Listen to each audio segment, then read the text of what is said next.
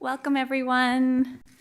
We're delighted to have you here tonight, both in person as well as our online audience. And I wanted to extend a special welcome to our La Follette School prospective students. Several of them are in the audience. I'm Susan Yaki. I'm the director of the La Follette School of Public Affairs. And I'm very pleased to be hosting tonight's conversation with author and scholar, Professor Daniel Carpenter of Harvard University. Before introducing Dan, I just want to take a moment to tell you a little bit about the La Follette School. The La Follette School is the home on campus for public policy research and teaching, and it's one of the top policy schools in the world. We educate graduate students in our master's programs, as well as UW-Madison undergraduate students in 2 new certificate programs, both in public policy and in health policy. At present, the school is experiencing a great deal of growth, doubling the size of our faculty and almost tripling the number of students that we serve, all within the last few years. Part of that growth has been funded by a $10 million investment in the school by former U.S. Senator Herb Kohl, and we're very grateful for that gift. Tonight, Dan Carpenter is going to provide a treat for us. He's going to be discussing his new book, Democracy by Petition, which traces the way the petition has been used to facilitate the extension of suffrage and the advances in liberty for women, African Americans, and Indigenous peoples. Dan is the Freed Professor of Government at Harvard, and he serves as the faculty director for the social sciences at the Radcliffe Institute for Advanced Study. He has many acclaims, including he was a Guggenheim Fellow, and he was also a fellow at Stanford's Center for Advanced Study in the Behavioral Sciences. Dan's writing has appeared in many popular press outlets, including the New York Times, Le Monde, and the Washington Post. On a personal note, Dan has served as a mentor to me over the years, and I'm extremely grateful for his encouragement. He is particularly supportive of women scholars, and I just can't applaud him enough for that. The history of the petition is particularly relevant to the La Follette School, given its huge effect on politics and policy here in Wisconsin. Perhaps the most memorable recent case is the petition that launched the recall effort of former Governor Scott Walker. I'm excited to hear Dan's thoughts tonight on this fundamental tool of our democracy. Our La Follette School Assistant Professor, Mariel Barnes, is going to be joining Dan in the latter half of the conversation to moderate a back and forth. And that back and forth will be based on your audience questions that were pre-submitted. After the talk, I hope you'll join me for some refreshments. And I'm pleased to introduce Professor Dan Carpenter.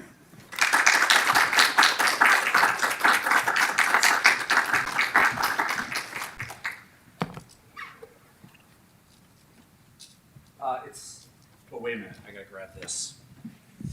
So I'm gonna do the two-handed thing here. Only time I do with this is usually with beer, but since I'm in Wisconsin, that might matter. It's great to be, and an honor to be, at the University of Wisconsin-Madison and in the great state of Wisconsin. As I told a couple of classes earlier today, I was born in Milwaukee. My grandfather, Edward R. Crumbigle, was the health commissioner of Milwaukee for 33 years, from 1940 to 1973. He was, as far as I know, a lifelong Republican, although that meant something different in the 1950s, you might recall.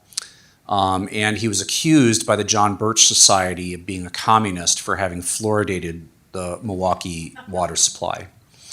I learned many things. He is, by the way, I'm pretty sure a Wisconsin-Madison graduate for at least undergrad and quite possibly medical school.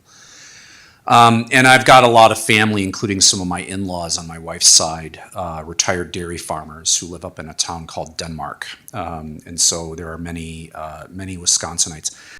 The hard part about all this is that my mother in 1971 moved my family to, and my dad to Michigan, at which point I grew up with the Detroit Lions. Yeah. So just to give you one other piece of personal history, besides the sad fact that I have been a lifelong fan of the worst franchise in professional sports in North America, is that we have a yearly bet on these games that the Lions always play with the Packers. So for the better part of the last 2 decades, I've been sending a case, 2 cases, 3 cases of beer to Wisconsin every single year. Wisconsin, a state that does not lack beer. However, I'm pleased to note that we split the games this year. And my Uncle Ed, my Aunt Carla, who is a retired public servant in Milwaukee, and my mother, we're actually going to hang out this weekend in Madison and party, to the extent that 4 people, the youngest of whom is 54, and the oldest of whom is 82, can party. It's going to happen. So I want to talk to you about this book and about the project. And part of what I want to do today is what I hope is maybe stoke some of your interest in the book and in some of the data that remains available that we have provided. And when I say data, it's not simply statistical data. It's also many thousands of petitions that we have digitized, in some cases begun to digitize, but have not yet finished. These include some of the first petitions to colonial governments signed and organized by free blacks, as well as enslaved black people in North American history, as well as Native American people. Before beginning, however, let's hope this works. I might need to advance slides. Oh no, I don't think, I thought you guys had the, oh, there we are, thank you. I want to acknowledge that this, as with so much historical, social, scientific, and humanistic work, is a deeply collaborative project, and I'm listing a whole bunch, not all of my collaborators here. 2 of them I want to point out specifically. Maggie Blackhawk is a Fond du Lac Band of Lake Superior, Ojibwe, and also professor of law at NYU Law School. She is arguably the top scholar of petitions in the United States, and certainly in the field of law. She's also just a remarkable colleague and scholar. Benjamin Schneer is an assistant professor of public policy at the Harvard Kennedy School. He's also done a lot of work. A whole bunch of other collaborators I can't thank enough, people who funded this project. And I want to emphasize that one of the things I've done, the book begins with a First Nations petition from northeastern Quebec, and I've worked a lot with different Native nations who have collaborated with me, and I've collaborated with them to understand their petitioning histories better. I want to emphasize that does not mean that they in any way endorse what I'm about to say, things like that. There's been scholarship or things like that, no disagreements that I know of, but I want to emphasize with gratitude the collaboration with them, even as they, maintain their authority to talk about these petitions. So, I want to, okay, this went way fast. Okay, here we are. So there's a whole bunch of papers that have been published, and I'm just going to leave these up here. We can also see them on my website, and many of these have data on them, ranging from petitions in French Canada in the early 19th century to petitions in the anti-slavery movement, to petitions actually that we've just done some work showing that actually if you really want to explain the origins of modern legislative committees in sort of early North American legislatures, you have to look at the petition process.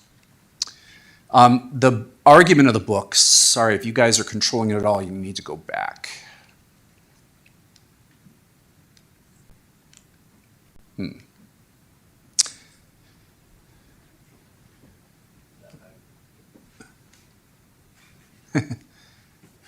There we go.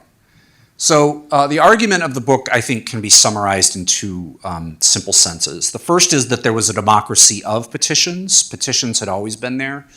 But in early 19th century North America, they become massively democratized. And what do I mean by democratized? I mean that many more people from wide walks of life begin to sign them, that the signatory lists become massive, that the petitions themselves as documents, and so too the signatures, become to be connected to one another in the architecture of a campaign. And in turn, I want to argue that this democratized petition helped, not a sole explanation, but in ways that I think we've neglected in the social sciences, helped turn to democratized spheres of American life. I want to say this while noting that, there's no vast calculation on which I have data. I think that would be a worthy empirical project. Most petitions over the course of most of human history have probably been rejected. Okay? One approaches the emperor, one approaches the crown, one approaches the king, one approaches a bishop, and one gets a hearing. There's a norm of petition and response. I don't know, again, what the fraction is. Not all are rejected, but certainly many, many are. But a petition and petitioning campaigns could be transformative even when the ultimate answer of the sovereign, say Congress or a governor or a president or a bureau, was no. And why? Well, first, petitioning and the petition and response dynamic helped shape an agenda. Right? Anti-slavery activists, women's rights activists, people who wanted to do away with seigneurial tenure. We actually had feudalism in the United States, more on that in a minute, could stoke a debate, even if the debate didn't turn out immediately in their favor, by flooding a legislature or a bureau with petitions. That helped, if you will, to democratize the agenda. And we know in political science from decades and decades of research that goes on, agenda setting is a really important political process, but it's not always democratic, small d. The second is that even if you didn't get a positive answer, the act of organizing a petition drive, of canvassing, of sending them in, of tracking the response, of getting all of those people onto a signatory list that then became something of a database for your fledgling organization, that had an organizational legacy. And these petitioning campaigns often, left an organizational legacy that was much larger than the organizations that started them. All right, I'm going to give you some evidence for that. Next slide. So the democracy of petitions. One of the things we've been able to do, and Maggie Blackhawk has been a leader in this, as has Ben Schneer, is to come up with basically a database of every petition introduced to Congress until about 1950. All right? Around 600,000 different introductions, and we've kind of come up with a tool using the legislative journals to do so.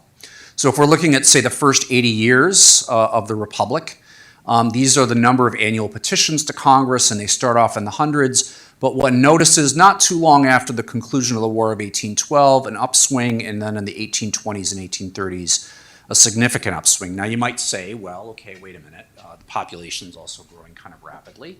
So next slide, please. So this is the congressional petitions introduced per 100,000 population, right? And again, you do see, a level here in the early Republic, if you will, before the War of 1812, of about 10 petitions per 100,000 population per year introduced to the House and the Senate. But then afterwards, you see about a rough doubling, almost tripling of that, and then a huge peak in what's called the 25th Congress. And as Professor Zeski knows, she, the Dean of Petition Studies, as I like to say, who wrote this fantastic book on women's petitioning, that was the explosive moment in the history of North American petitioning, when those petitions were met by a gag rule, which meant that basically they wouldn't receive their customary reading on the floor, would not be referred to a committee, things like that. And women's collective response, especially in the United States, not just women, but predominantly led by women, was to say, thank you, the United States Congress, we're going to petition even more. That remains, that Congress, the height of petitioning by document and probably by signatory through all of American history when controlling for population. Okay? And you can see this is true. If you go forward another slide, you'll see that's true even if we take it up to 1950. There are some other peaks there. But aside from that peak, I want to know, just even if you took away from it, this is this era of the democracy of petitions that I'm talking about, where you just have many more documents flowing into Congress. And by the way, the same is true with state legislatures. So if you go forward a slide.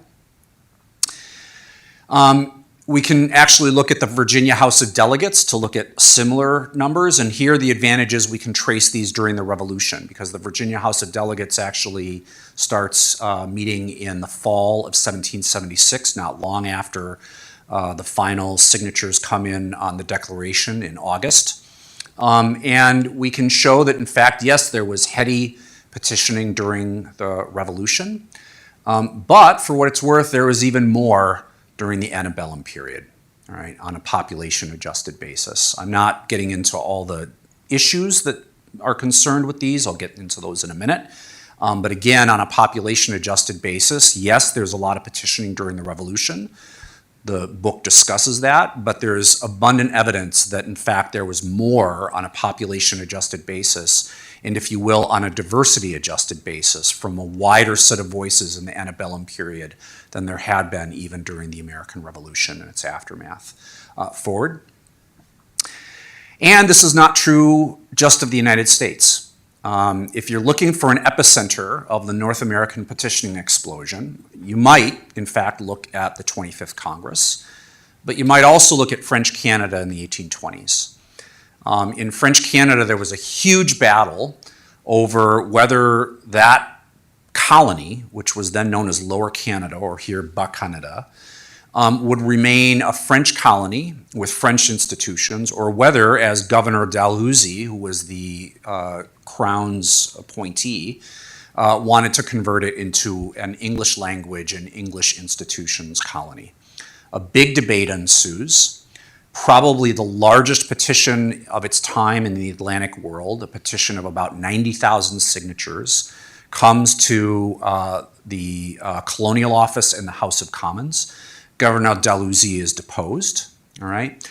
And this is a petition mobilization a good 10 years before that 25th Congress, occurring in French Canada, that actually inspires a group that you might have heard of called the English Chartists, right?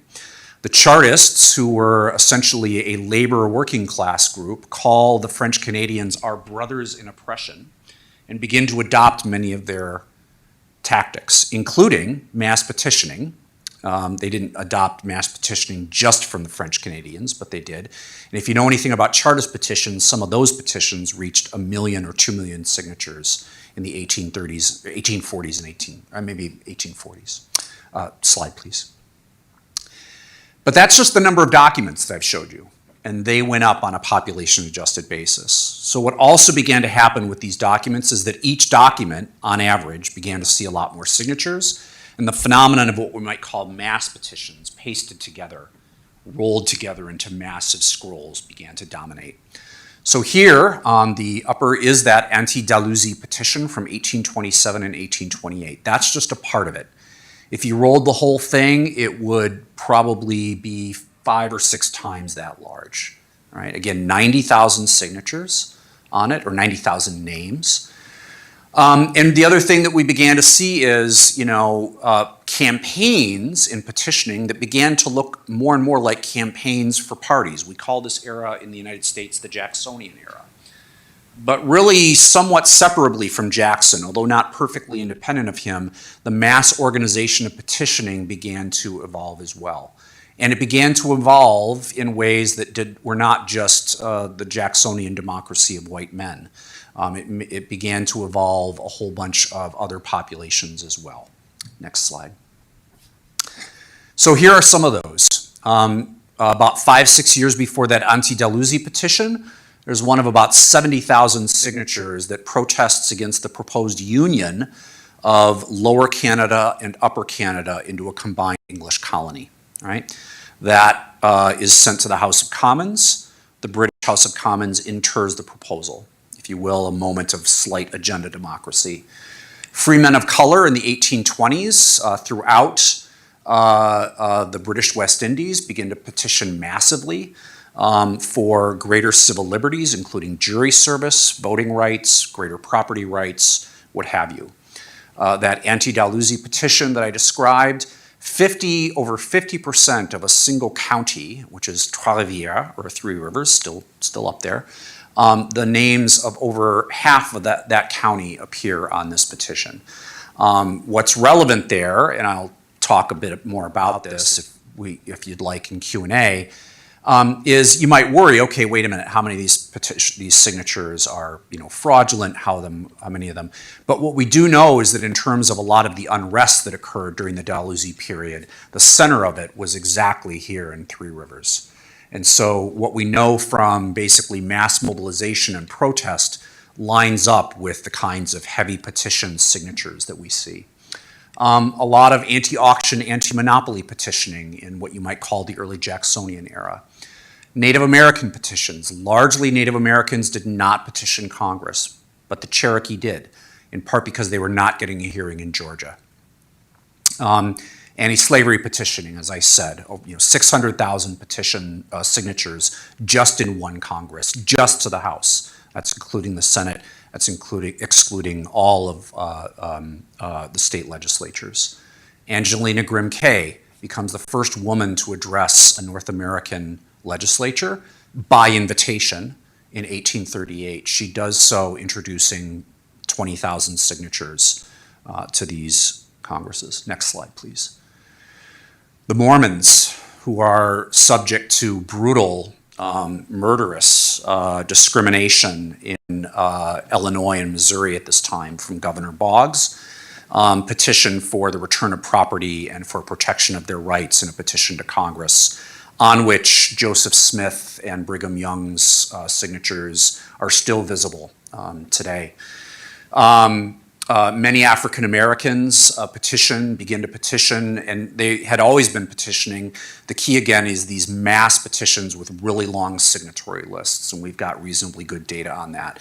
So Black people, Indigenous people of color had always been signing petitions. Again, what I want to emphasize here is the degree to which that becomes a collective, orchestrated, and mass signatory list phenomenon. All right.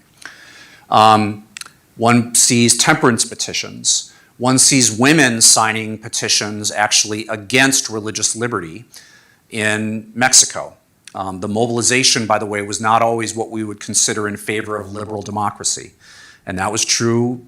Many of the women who are signing anti-slavery petitions are also signing a whole bunch of, what you would today call kind of conservative social politics petitions in the United States. Nonetheless, this more democratic energy was courting their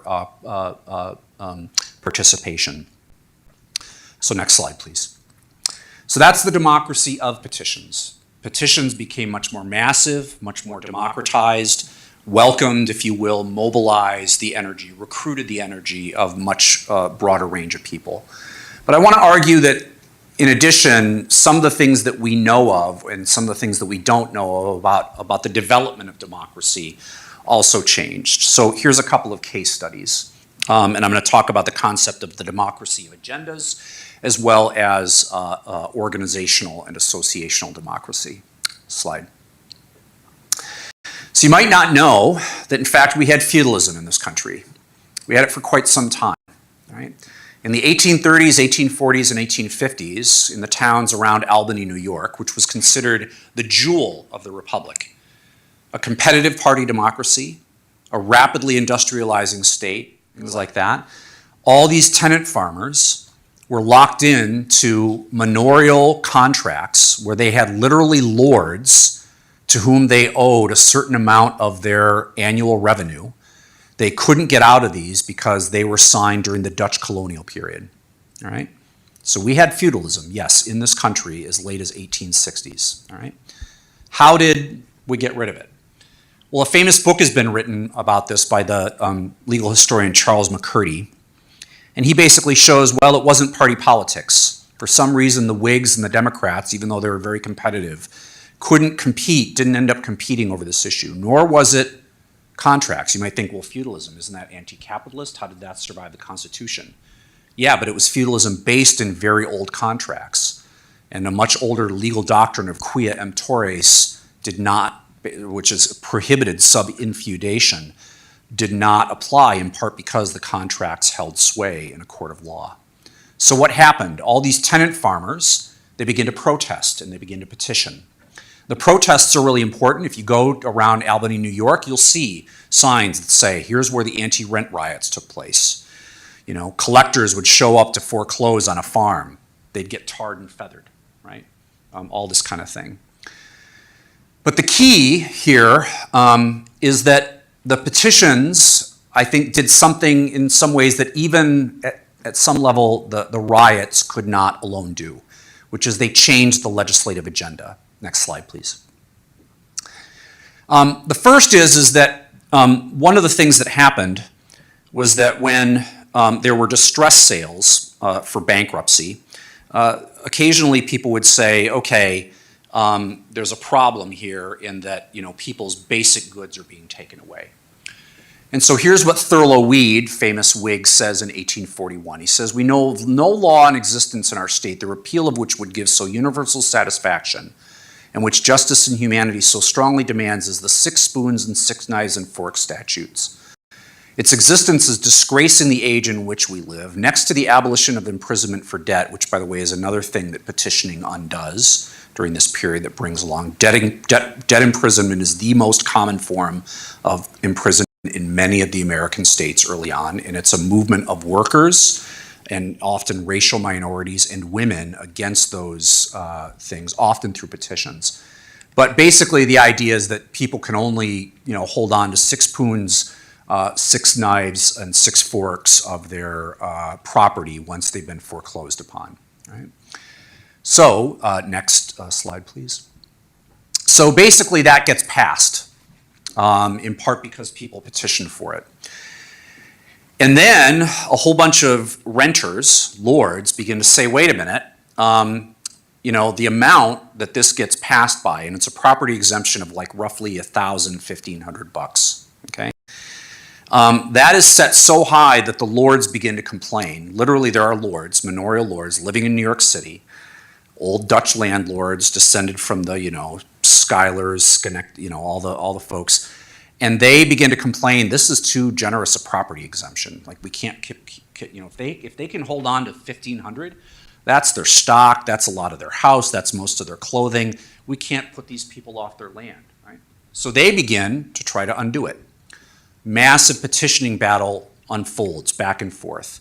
If you've studied anything about the petitions and the petitioning battles of Parliament during this time, you know there was something called the petitioning and counter-petitioning movement.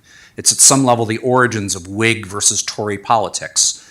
Petitions would flow in one end for a bill, then they'd come in for the other. That's what happens here. And as it happens, as of an important legislative report, petitions against the repeal of this exemption law actually end up with more signatures as of this report and more petitions per signature. And, next slide, although this is maybe a little bit more data than you might want, they come in pretty regularly, constantly. So the New York legislators know that if they want to undo this property exemption law, from which the renters and the land tenants are benefiting, they're confronting a consistent stream of public opinion that's going to be upset against them. Next slide, please. Second agenda change. So, the tenant farmers get smart. They say, well, all right, maybe we're not going to be able to undo these contracts. But what do we know about the landlords? They make a lot of money from these contracts. They make a lot of money from the rent, right? That rent at this time is entirely untaxed. But the state has many other forms of taxation. So they come up with a brilliant argument. Let's petition for equalization of tax burden, all right, across assets in New York State Code. What does that mean? Big increase, because everything else is taxed. This is going to mean a big increase in taxation for rents, right? They do so, and there are prayers in 1844 petitions that basically equalize this tax burden. These pass the legislature and they're signed into law. Next slide, please. Immediately upon the passage of that into law, the landlords show up and say, let's negotiate our way out of these contracts. We can't make money from them anymore. We're being taxed, okay? And systematically, this begins to happen. Manorial tenure, feudalism, was undone in New York State, not by being legally abolished, but by being made unprofitable via changes to the tax law that were conquered through petition or started through petition. Let me move on. Next slide, please. A related case is, of course, Lower Canada. Under French institutions, they had seigneurial tenure in much the way that old regime France did. And of course, old regime France did get rid of theirs in 1789. Even when the French later on brought the monarchy back and, the empires and things like that, they didn't bring back the old forms of, seigneurial tenure. And it was a little bit different in some ways. I'm not going to get into all the details here. But many of the proprietors who were lords in, if you will, French Canada were not true nobles because they didn't have noble status. Many of them were Anglophone seigneurs. Right? Next slide.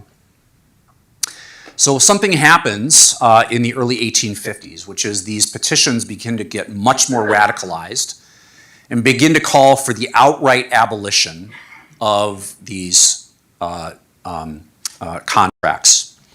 In and of itself, that's unlikely to happen, in part because Parliament and the regional legislature are unlikely to agree to that, and because, again, there is some protection for the contracts. But here's what also happens. Next slide. The number of these written in French begins to explode. And what does that mean? Well, that means now there's a culture war on, right? The landlords have become ever less French and ever more British. There's been, and there was, a riot, a rebellion in 1837 and 1838 between British and French Canadians, all right? Put down, hundreds of people massacred. And so now what these petitioners are raising by making extreme demands in French against British seigneurs is raising the possibility that there's going to be yet another conflagration that amounts to a culture war, all right? Long story short, this also leads to a set of more moderate compromise deals by which they get rid of seigneurial tenure. So if you want to know the story about why the United States never had feudalism, or why Canada never had feudalism, the first thing to say is actually they both had it, including the United States. So Louis Hartz wasn't quite right in that respect. But the other thing is to note that it actually was undone not through direct legal change, but in many cases through agenda setting. And petitioning was an important part of that. Next slide, please. Let's move forward. Another slide.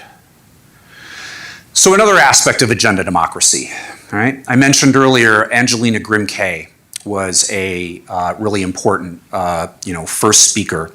But she was, at some level, the herald, the individual herald of what happened many times before. So in the 1840s and 1850s, a women's rights movement begins to take shape that many of us know about with Seneca Falls. What's less commonly written about is the fact that much of this targeted state legislatures, and targeted state legislatures not only on issues of voting rights, but also women's property rights. Those of you who study the history of women will know that women at this point were under the doctrine of coverture. They were literally covered in under their husbands. And so married women could not own property separate from their husbands. Okay? In the 1850s, there are a number of state legislative hearings at which women are invited to testify. This might seem common today. It was not at the time, right? And how do we know that petitions were a part of this? Is because each one of these hearings issued in a report that said, this is a report on the petitions of the women of Massachusetts or New York or Ohio for the abolition of coverture or for these. And again, at the time, only one of these states made a difference. Only Massachusetts in the 1850s passed a married women's property law that abolished coverture. But that statute became the model by which the rest of the North began to abolish coverture after the Civil War. Okay? So this agenda democracy, at some level, we might think about the agenda as, well, what's the final set of options among which people vote and choose. That's the traditional way we think about it in political science. But we might also say, well, wait a minute, is the agenda not also who is at the table as opposed to just what is at the table? Right? And here, and I don't want to be Pollyannish about this, it was a profoundly unequal world. We were still decades and decades away from women's suffrage, right? But it was still a world in which women, through petitioning, could literally seat themselves and get invited to testify before legislative committees at a time when they could not vote. Next slide. We also know from that explosion of anti-slavery petitions activism, this is the 25th Congress and something of a heat map. So where it's darker here, you see more signatures per capita. Many of them, as we know, as I documented with my colleague Colin Moore, were newly canvassed by women. And women approximately almost doubled the number of signatures whenever they canvassed a petition. And we can get reasonably confident statistical estimates of that because there were so many petitions through so many places. So you can control for the kind of petition it was, exactly when it went through a town, a very specific town, things like that. And you can make the analyses quite granular.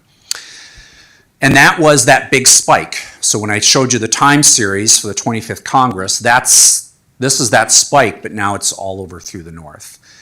Worth pointing out, of course, it doesn't occur in the South, some places in the Carolinas. And the legacy, or if you will, the absence of a legacy for women's mobilization is keenly felt for the next 50 to 80 years in the sense that women were mobilizing throughout the North and they were not mobilizing in the South, and that would end up shaping the subsequent course of women's rights. Next slide, please. So one way to look at this is to say, well, did this have any effect? Because we know that Congress did not abolish slavery in the District of Columbia in the 1830s, and we know these petitions were blocked. So were they sent in to no effect? Two things. First, this petitioning is by far the most powerful predictor, especially in the 25th Congress, of where the Liberty Party, which was the first anti-slavery party, would pop up and gain votes in 1844, and later on, congressional candidates for the Free Soil Party, if you will, the second anti-slavery party, in 1848 and following, all right? And in fact, it's the 25th Congress that best predicts and is associated with these later vote totals, not Congresses that were happening at the same time as those elections. So something was transforming in the 25th Congress, that huge explosion. If you go one back for just a second. Something is transforming here that you see the echoes of 5, 10, 15, 20 years later in elections. Go forward 2 slides, please. The other is the Anti-American Slavery Society.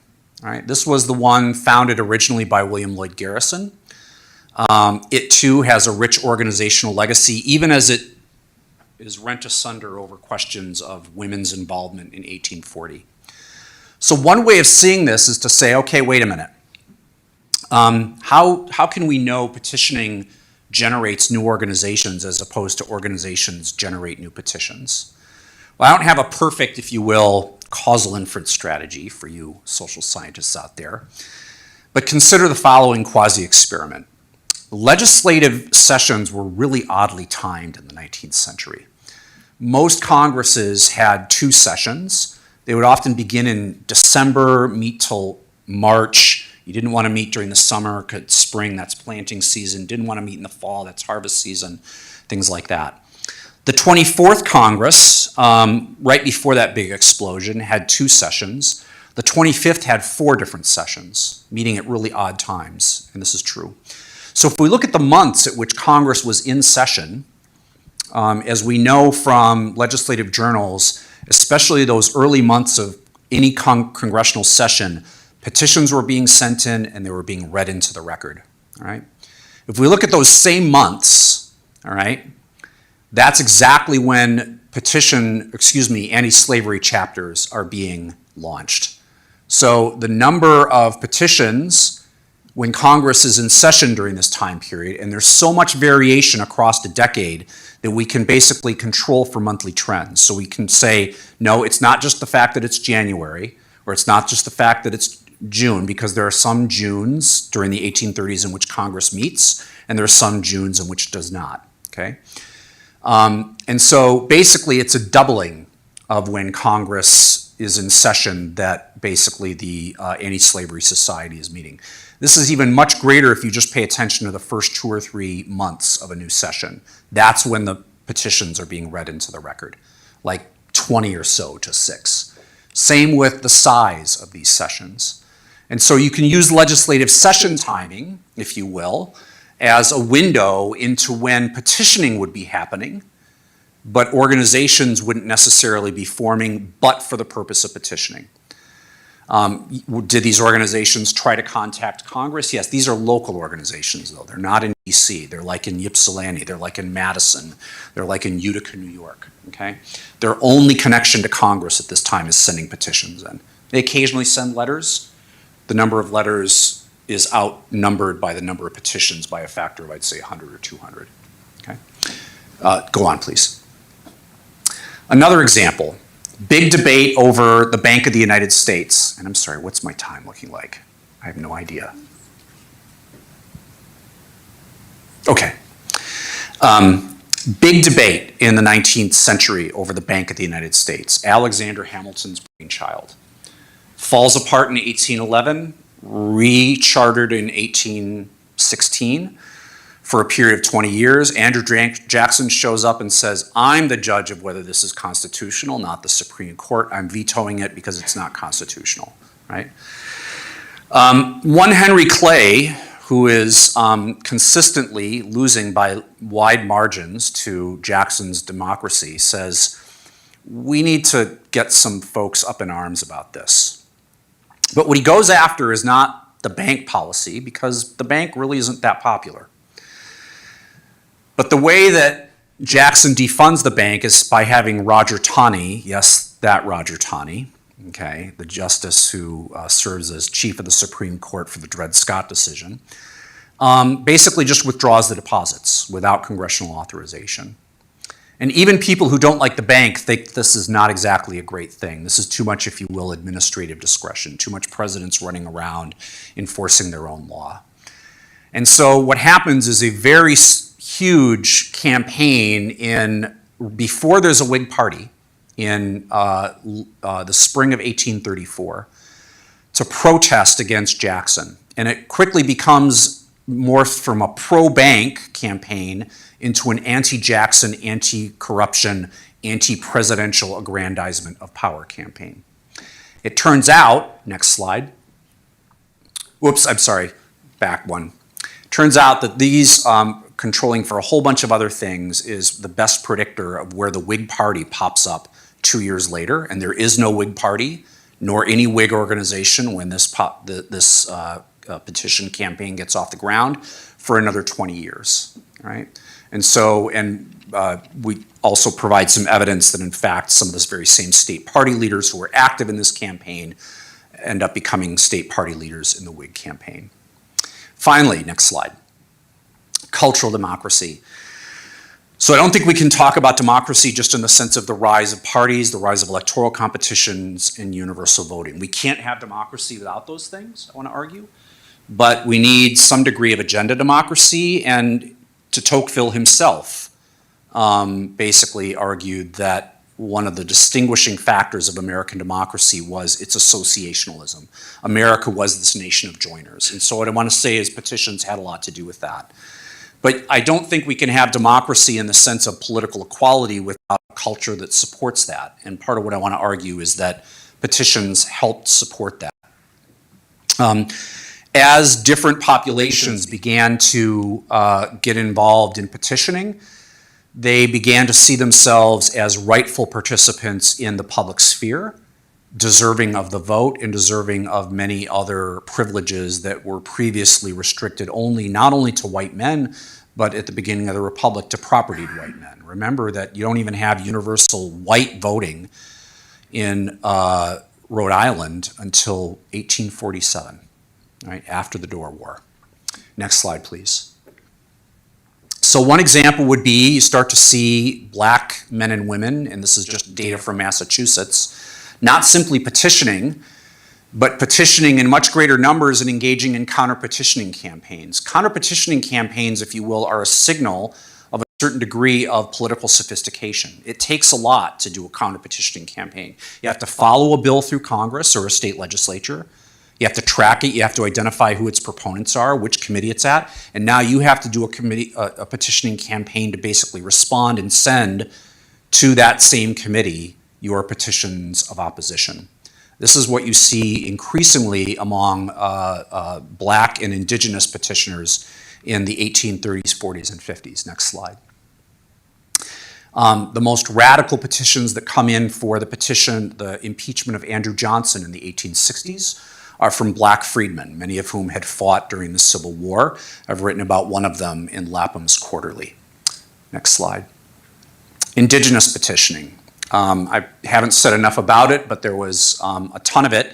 In some ways, native peoples had been petitioning long before European settlement as part of a set of diplomatic traditions. To call all of those diplomatic patterns petitioning isn't quite fair to diplomacy, but there were clearly some continuities, such as the fact that, for instance, when Iroquoian peoples began to actually approach colonial governments with petitions, and even the US Congress with petitions in the early 19th century, they often had the petitions accompanied by wampum, right, which had been a traditional diplomatic device there. The vast majority of these, as with most petitions, are unsuccessful, but the book describes several cases where, in fact, natives won very, very important victories. If you go outside of Buffalo today, you'll see a thriving economy for the Seneca Nation of Indians. Those two reservations, the big ones, Cattaraugus and Allegheny, were lost in a fraudulent treaty of 1838. That treaty was reversed. If you study native dispossession in American history, treaties that dispossess Native Americans don't get reversed, right? Maybe now and then. This one was reversed by a petitioning campaign whereby the Seneca got Quaker and other allies together, brought the matter before Congress, and literally got that reversed. Those two reservations exist today. The book begins with First Nations in northeastern Canada who successfully petitioned for the creation of reserves that created, there was still much, much more dispossession, but created reserves on which they still live today. Go forward, I can talk about that.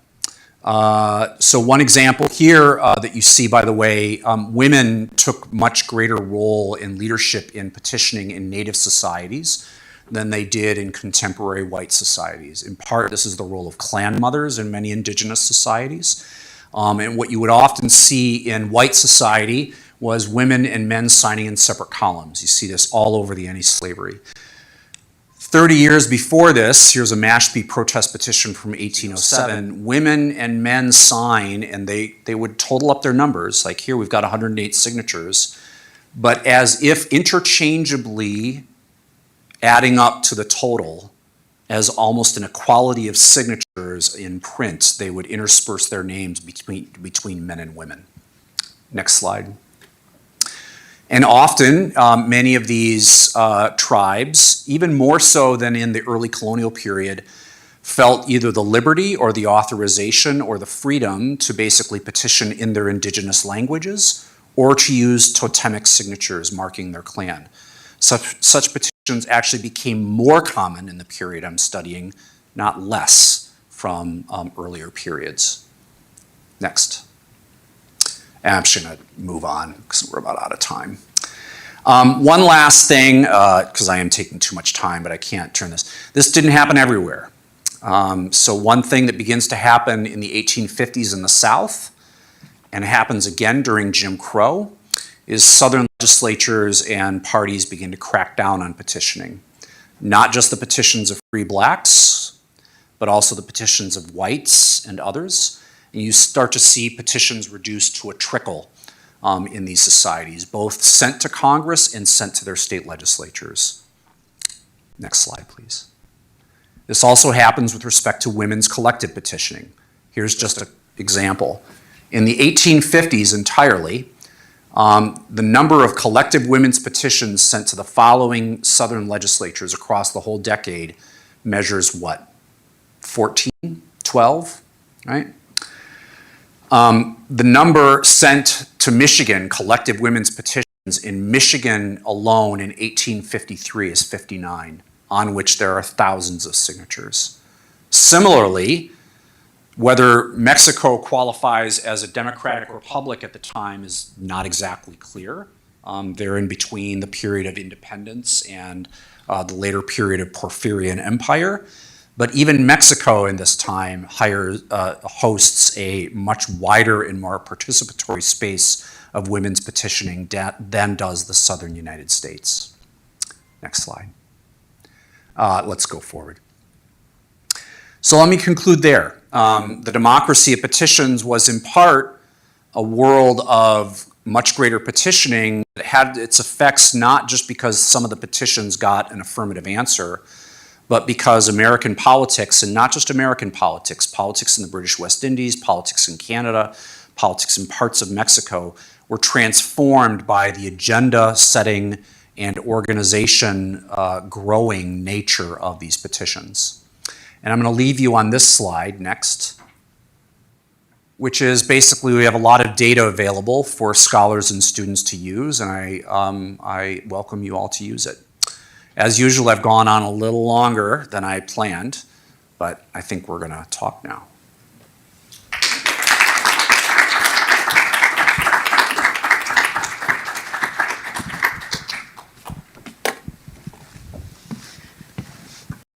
So thank you very much, Dan. I found the talk to be fascinating and the book to be this wonderful and rich piece of political history, and I really enjoyed reading it.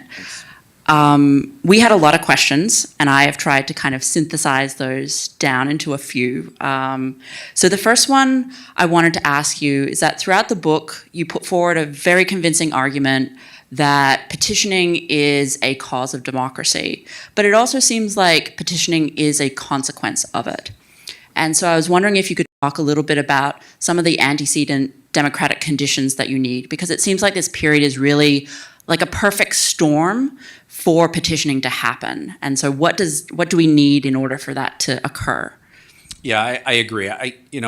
One of the things I'm telling a story here that, democracy happens by petition, but I want to avoid sort of two simplistic stories. First, that this period is just some sort of wonderful efflorescence of massive political equality, equalization, and liberty. I mean, it's not. It's the 19th century. It's a brutal period with slavery, massive dispossession, rollback of women's rights, rollback in many cases of men's rights in the workforce as the factory system takes off.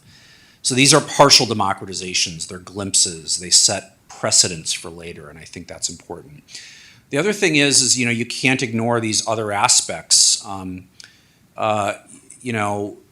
Even as I say, look, democracy was more than Jacksonian and more than what came out of the American Revolution.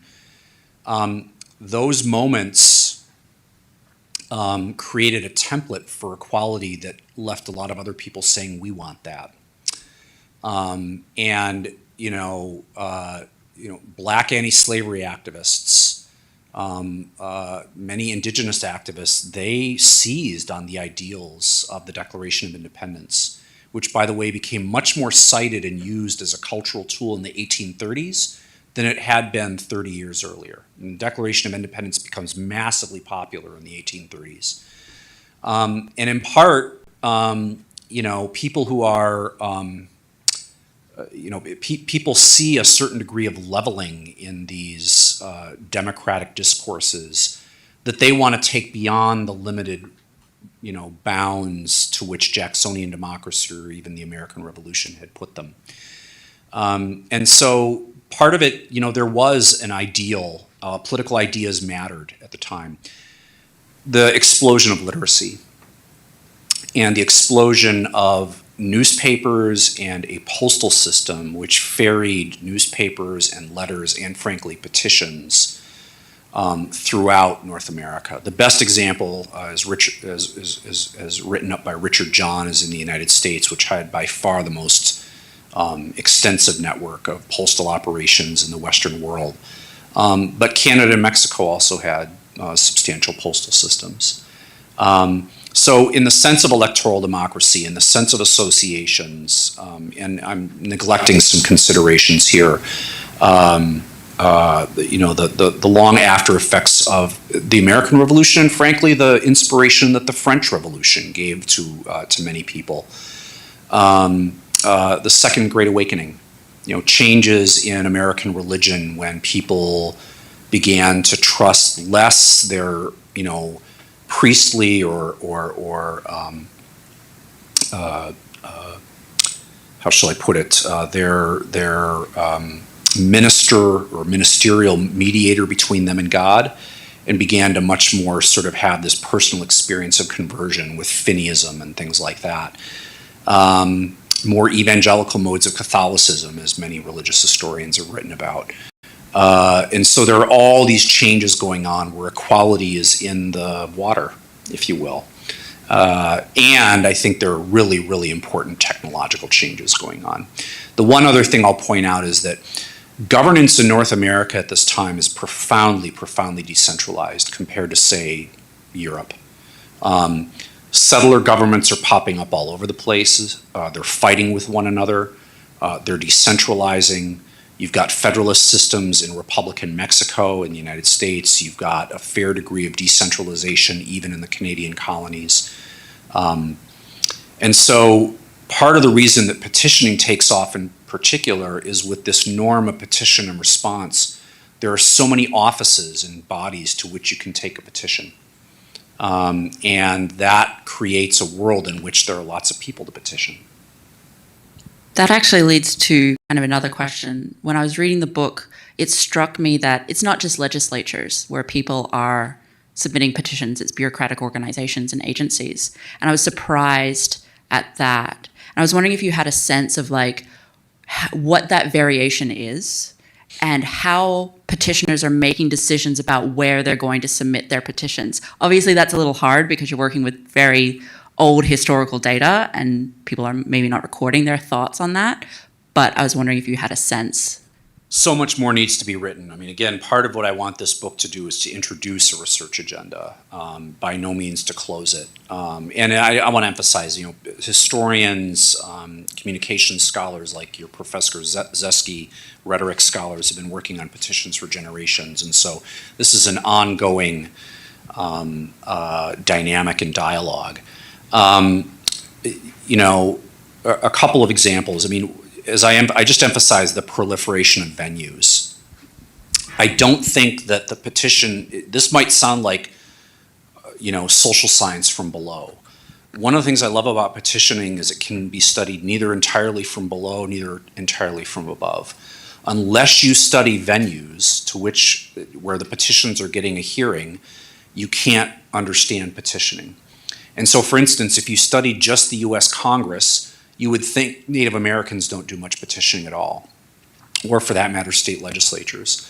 The reason is natives are taking their petitions, and this is true in Canada as well, overwhelmingly to colonial offices and the offices, if you will, the settler state. And that's where you have to look systematically in the Office of Indian Affairs, the Department of War, the Bureau of Indian Affairs, later the Department of Interior, for native petitions. And there's people who've begun to do that. There's some great dissertations in Canada and the United States. Even so, we lack a comprehensive survey of Native American petitions, for instance, to the BIA. There are tens of thousands, I have no doubt about it, but nobody has done the full cataloging of that work. I certainly haven't, and I don't know of anybody else who has either. The venue choice was crucial. So if you do look at Congress, one of the reasons that the Cherokee go to Congress is they realize that's their last hope, right? The Jackson administration won't listen to them, right? Calhoun in the 1820s is the Secretary of War. right? He's not going to listen to them. Long before the Treaty of New Eshota, they're starting to bombard Congress with these petitions because they know they're not going to get a hearing in Georgia at the state legislature, and they're not going to get a hearing in the direction that the Democratic Party and its machinery is going. So they shift the venue to Congress. One way to read that is a noble failure, right? They get removed. But one of the things I argue about, this is why it's important to have a more hemispheric view. I just described that situation in which the Seneca basically petitioned to get their reservations back. Guess who the Seneca were in contact with during the 1820s and 1830s? The Cherokee. They were learning about petitioning campaigns from the Cherokee, and by the way, the Cherokee were learning about petitioning campaigns from them. And so you can view it as a noble failure, or you can view it as a much larger sense in which their political struggles, while not diminishing the massive dispossession, the Trail of Tears that happened, functioned as crucial learning points for other populations to be able to deploy in their own struggles. When they're learning like that, surely they're also learning about the failures of these petitions. And so why are people continuing to petition if the vast majority fail? And why do we not see a move towards kind of more dramatic social mobilization or social movements, kind of revolutions or revolts or that kind of thing? Well, let me be clear, and the longest chapter of the book is on kind of the first, what I call the first set of native waves of petitioning. And in part that's happened because after the War of 1812 especially, native nations in North America are rendered much weaker militarily compared to the, if you will, the rough consolidation of the American settler state, and for that matter, also in Canada. Their traditional diplomatic channels don't give them the same kinds of options, and so they have to choose then. So sometimes, yes, populations are petitioning out of a certain degree of strategic weakness. And after the Civil War, it gets much worse. Now the United States has a much, much more capacious military as a result of the Civil War, and they turn that military on to natives in the West. And similar things happen in Canada. Petitioning's still there, but it becomes one tool among a much larger repertoire. So in part, people, I really want to emphasize this, people petition both out of strategy but also desperation. And this is, again, a period of profound brutality and dispossession and enslavement, in many cases, again, weakening workplace rights, not strengthening workplace rights. In part, it's the one tool that people who can't vote or who are in an abject position of electoral minority, right? It's the one tool that they can still have to maybe get a hearing, right? It's the one tool that if I'm going to put up a data slide that says, well, yeah, only 5 to 10% of these petitions met with any success, I don't know if that's the right number. Suppose it is for the moment. I think for a lot of people, these are bets they're willing to take given their other options. And again, every one of the stories I told you might sound romantic, but every petitioner is petitioning from a place of abject poverty, dispossession, violence, brutality, and what have you. And there is, in this time, still existing a norm of petition and response. The petition might get rejected, but you will get a hearing, you'll get a reading in the record. Even an Indian agent like Lewis Cass, long before he becomes sort of, heads up the hierarchy, complains to his superiors in the 1820s, in 18 teens, in some records that I quote in the book, like, you got to send me more resources because I've got to respond to all these Native American complaints. And at some level, you're reading Cass, it's like, dude, you were so brutal to these people. I mean, he was one of the main agents of dispossession, not just in Michigan, but elsewhere. But his complaint is no less realistic for that fact. He's still petitioning his own superiors for, like, give me a budget because I've got to respond to these Native petitions, right? There's still this, aspect of response. That response at some level gets weaker. The parties become more centralized later on. So, there are other, the tort system becomes better developed, so you can sue, especially if you have good lawyers. The corporate lobby becomes much better organized in the United States. If you know of Richard White's great book, The Railroaded, the transcontinentals kind of reinvent and, if you will, perfect the corporate lobby in the post-Civil War period. What would American political development look like had this petitioning era not occurred? So you touched upon that a little bit when you're talking about women's suffrage, and that there were significant consequences for the fact that women did not petition in the South. If we hadn't have gone through this petitioning period. Yeah, it's a really hard counterfactual to answer, and it's an excellent question. I think part of it is exactly what you see. One thing to keep in mind about the South in the 1850s is electoral participation was very high. The South, you might think, oh, this is the backwards section. We should resist thinking about the South that way, even during the era of slavery. The South, including what you might call the Deep South, had active and burgeoning newspapers, a middle class with doctors and lawyers and accountants. Many of those newspapers were headed by women. In some southern counties and towns, the rate of newspapers headed by women in the South was greater than it was in the North. What you did not have was a norm of petition and response. The Southern Democratic parties during that period, especially the 1850s, but again in the Jim Crow era, tightly controlled the agenda to limit debate to a few small issues.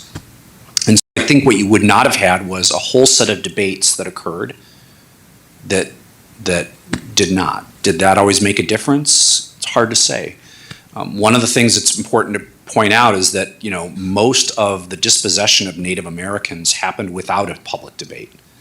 What the Cherokee, again, I don't want to say this is anything of a success story, but one of the things the Cherokee were able to do was force that onto the public agenda so that the entire North began to see. And actually, before the anti-slavery petitioning campaign, there's been a lot of research on this, many northern white women began to enter into anti-Cherokee removal petitioning. Right? That was an era. I think women's mobilization is a huge, especially white women's mobilization, but not just white women's mobilization. Also, in many cases, we see black women getting into politics. It was trickier for black populations and black women because they had, if you want to call it, a degree of political safety and liberty only in communities where they were themselves more physically safe, and even that was tenuous. Places like Boston, Philadelphia, historians have written a lot about those free black communities. I think there are certain cases, such as suffrage reform, that would not have happened as quickly. Slavery would not have been put on the agenda as quickly. There are people who blame the abolitionists for the Civil War, right? Many people did. I don't know how to sort all that all out, but slavery was put on the agenda more so by the petition than by any other, certainly more than electoral politics, because the entire second party system, Whigs versus Democrats, was premised on the subjugation of slavery as an issue. Let's debate tariffs, let's debate the bank, let's not debate slavery. Right? And by the way, as we study in political science, we always study our first dimension issues and our second dimension issues.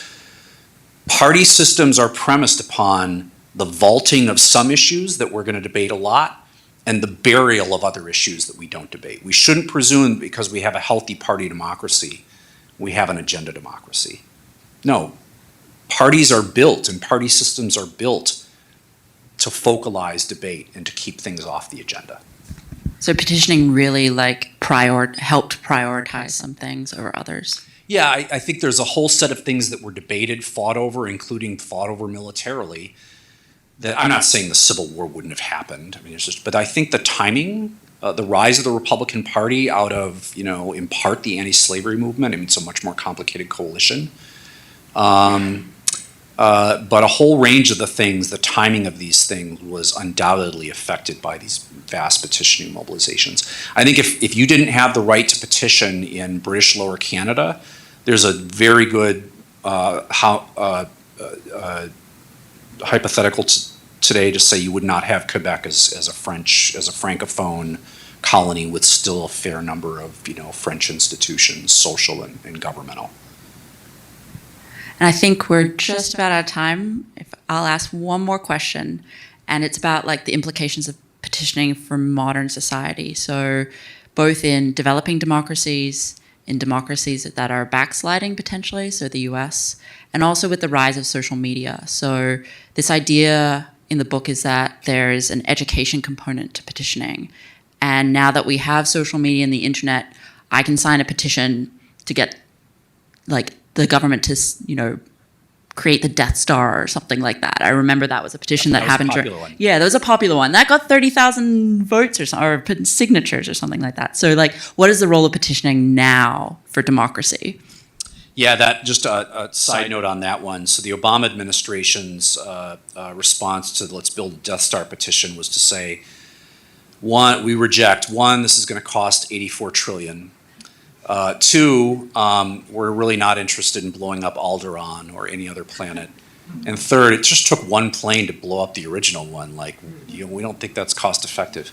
Okay, so look, there are many more problems. I don't want to sell a simple solution by saying, okay, look, if we just bring back petitioning, we're going to solve all the problems of democratic backsliding and things like that. I think there's so much cause and effect. There's so much symptom here. And our current moment reinforces the absolute primacy of open electoral democracy. I close the book with saying, only a fool would surrender the right to vote for the right to petition. That would be a very bad idea. But I think they're complements, not substitutes. I think at the end of the day, if you have a healthy electoral democracy, what you also need is a set of mechanisms by which complaints can be made to the government, and people have the ability to complain, and not just through the vote. Because Benjamin Rush, one of the signers of the Declaration of Independence, had this very anti-democratic view of the Republic, which he said basically, the people are heard on one day, every 2 to 4 years. Then they should be like children at a dinner table, not to be seen or heard. Let the representatives take care of business. That is, I'm not saying that's a view I favor, that's a viable view of electoral democracy. But that's a world in which lobbyists, party elites, and others dominate. And I'm not saying it has to be through petitioning, it can be through other, people are looking at town halls. There's a big movement to reinvigorate our legislatures, a bipartisan movement among Republicans and Democrats in Washington these days with the Congressional Capacity Project to grow our legislature so that it can respond to citizen complaints and also oversee our vast bureaucratic apparatus, things like that. But I think pushing for a more deliberative democracy in which there's a public sphere outside of the set of platforms and media companies that are controlled by a small number of people, be they right or be they left, would be a healthy development. How we get there, good luck. That's for your next 5 speakers to talk and the next 10 books. I was hoping for answers. What? I was hoping for answers. Yeah, well, I mean, yeah. And in part, I do think, agenda democracy is going to be an important development. I do think, one of the things that I teach a course at Harvard called What is a Republic?